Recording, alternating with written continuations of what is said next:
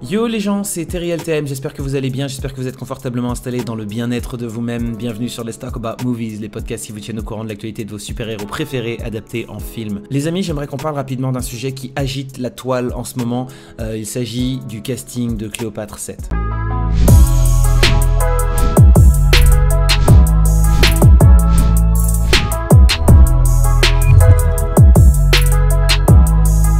Gal Gadot va interpréter Cléopâtre. Et ce qui est assez ouf en fait là, c'est qu'il y a des gens qui s'indignent parce qu'elle n'aurait pas la bonne couleur de peau pour interpréter Cléopâtre. Et donc il y a des gens qui gueulent un peu sur les réseaux sociaux et ça intervient dans cette période du mouvement des Black Lives Matter qui intervient dans cette révolte, j'ai envie de dire, sociale autour des violences policières, autour du manque de représentation d'une certaine population au cinéma et dans les séries. Et si je vois qu'il y a des efforts qui sont en train d'être faits, je trouve quand même dommage que malheureusement beaucoup de ces efforts sont soit forcés ou parfois malhonnêtes. Et là, dans ce cas, ils vont beaucoup trop loin.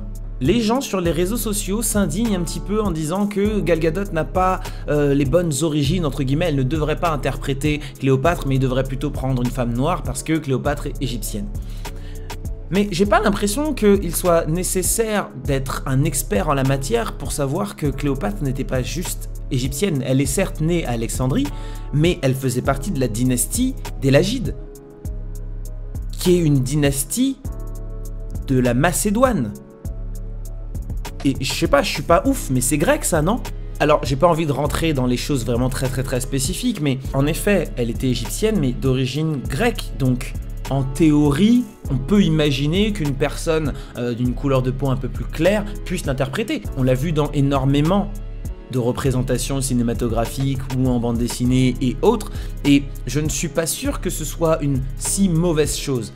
En plus, il faut préciser que c'est pas comme si ils avaient pris une Irlandaise pour interpréter Cléopâtre cette fois. Là, ils ont pris vraiment une Israélienne. Et je sais pas, je suis pas un spécialiste de la géographie, mais enfin, l'Israël et l'Égypte, c'est pas non plus comme si c'était deux pays ultra éloignés. Je le dis comme ça de manière assez légère, mais en réalité, je vous avoue que ça me saoule un peu parce que je fais partie de ces personnes qui combattent de manière active les discriminations et le manque de représentation dans les films et les séries françaises en particulier. Mais quand tu vois des choses comme celle-ci, bah, tu as envie de te dire, mais est-ce qu'il sert véritablement ce mouvement? Est-ce que vous n'êtes pas juste en train de faire n'importe quoi? Est-ce que vous n'êtes pas juste en train de dégoûter des gens qui en soi essayent déjà de faire des efforts? Parce que je vous rappelle quand même que c'est Caviezel qui interprète Jésus dans La Passion du Christ. Il a tout sauf la tronche d'un Israélien, lui en l'occurrence. Mais ça s'est fait comme ça. Quand tu regardes Le Prince de Perse, c'est Jake Gyllenhaal qui l'interprète. Bon, il a pas vraiment la tête d'un Perse, le garçon. J'en avais déjà parlé dans une vidéo, ça, je crois. Mais toujours est-il que je trouve dommage qu'il y ait ce surplus de Black Lives Matter.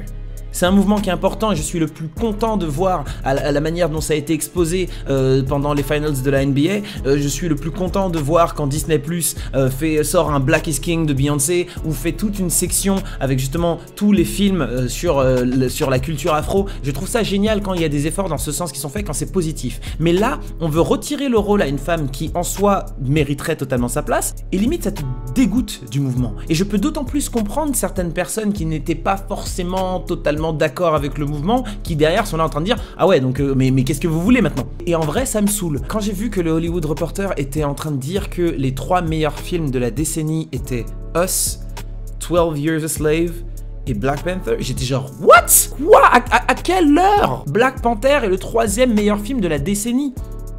Et à quelle heure les 3 films, les 3 meilleurs films de la décennie selon Hollywood Reporter sont des films autour de la culture afro?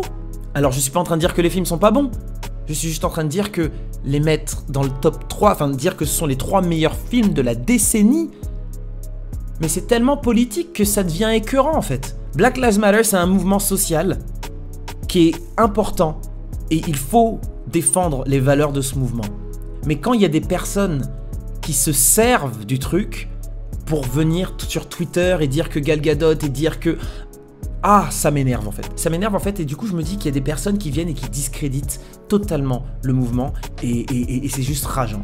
Bref, c'est tout. Je voulais juste faire une petite vidéo un peu coup de gueule pour balancer mon venin là-dessus et au moins c'est fait et je l'ai extériorisé. Je sais pas ce que vous en pensez. Dites-moi ce que vous en pensez un peu. Et puis je suis sûr qu'il y a des personnes qui ne sont pas d'accord avec moi. Peut-être. Et vous avez le droit. Vous avez le droit. Mais comprenez bien que moi je suis une personne qui avant tout veut qu'on apprenne à tous vivre ensemble.